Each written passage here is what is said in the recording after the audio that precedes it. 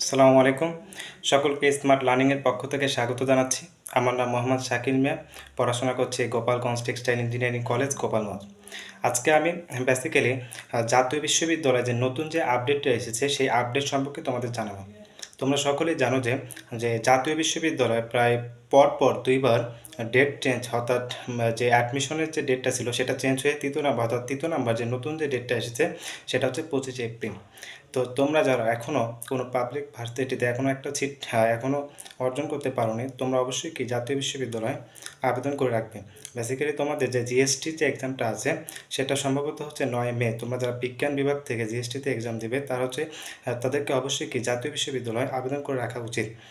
ভাগ্যক্রমে যদি বিশ্ববিদ্যালয় যদি একটা সিটে চান্স যদি করে নিতে না পারো, তাহলে সেক্ষেত্রে তোমার জাতীয় বিশ্ববিদ্যালয় এটা তোমাকে ব্রেকআপ হিসেবে কাজ করবে।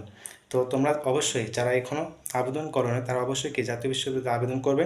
আবেদনের ডেটটা হচ্ছে কি 25শে এপ্রিল হচ্ছে শেষ ডেট, এবং ভর্তি পরীক্ষাটা হচ্ছে কি 3 মে।